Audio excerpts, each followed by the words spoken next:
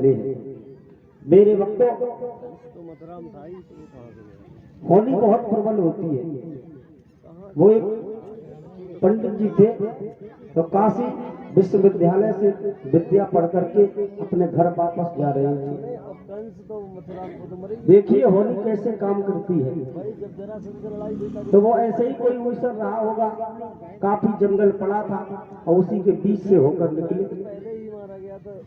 तो उन्होंने रास्ते में देखा कि ऊसर में एक खोपड़ी पड़ी है और उस पर पंडित जी की निगाह पड़ी। तो जैसे ही उन्होंने देखा, खोपड़ी को उठाया तो उसके ऊपर एक बात लिखी थी। खोपड़ी में एक बात लिखी थी कि ऊसर मरण विदेश घर ताऊ में कछु, और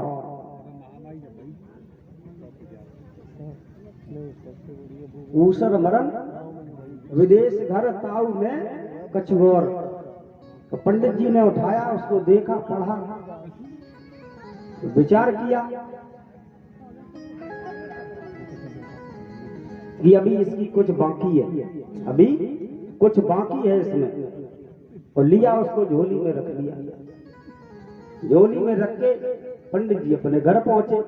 तो जिस अलमारी में वो ठाकुर जी बैठे थे और उसी अलमारी में 3 अलमारी थी ऊपर नीचे, तो सबसे नीचे वाली में उस खोपड़ी को पंडित जी ने रख दिया, अलमारी बंद कर दी। तो रोज पूजा करते हैं सुबह और शाम, और उसको उठा के देखते हैं कि इसमें क्या परिवर्तन हुआ। अब वो इंसान की खोपड़ी, उसमें क्या परिवर्तन होगा। रोज देखते हैं, 2, 4, 6 महीने हो गए, साल भर हो गई, 2-3 सालें हो गई, लेकिन उसमें कोई परिवर्तन नहीं हुआ। अच्छा, पंडित जी ने विचार किया कि अगर लिखा है तो कुछ न कुछ जरूर होगा। ऊसर मरण विदेश घर ताऊ में कछु और।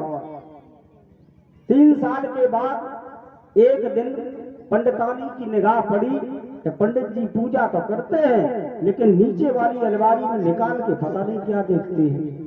तो वो पूजा करके जो पंडित जी चले गए, तो पंडितानी ने उस अलमारी को खोला तो उसमें देखा कि इंसान की खोपड़ी रखी है।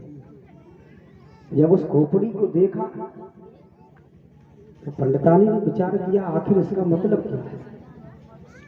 तो कुछ भी समझ में नहीं आया कि क्या इसका मतलब है, क्यों इसमें रखे हैं। और तुरंत पड़ोस में गई और उसने पड़ोसन से पूछी कि बहन एक बात बताओ, अब वो हमारे पंडित जी पता नहीं काशी से पढ़ के आए, तो वो खोपड़ी एक रखी है अलमारी, वो साथ उसको रोज देखती है। सुबह पूजा करते तो देखते हैं और शाम को पूजा करते हैं तो भी देखते हैं, पता नहीं किसकी है। उसने कहा तुम्हें पता ही नहीं कि जो तुमसे पहले वाली थी तो उनको पंडित जी इतना चाहते थे बहुत ज्यादा, तो उसी कारण से हो सकता है उनकी खोपड़ी हो। अब देखो है कुछ नहीं, है कुछ नहीं, लेकिन उसने कह दिया, उसने कहा कि हो सकता है कि उसी की हो। तो अब उसके अंदर सोतिया डहा उत्पन्न हो गया है। देखो मरने के बाद भी नहीं छोड़ रही है। आई और घर में आके उसने खोपड़ी को निकाला और उखल में डाल के, जो घर में उखली नहीं होती है, और बिल्कुल आटा बना दिया पीस के। अच्छा, पंडित जी को कुछ भी पता नहीं। आए तो अपना झोला एक तरफ रख दिया और झोला रखने के बाद में हाथ पैर धुले, मुंह धुला, इसके बाद आरती पूजा करने के लिए पहुंचे। आरती पूजा की और नीचे वाली अलमारी जैसे ही खोली तो उसमें कुछ था ही नहीं।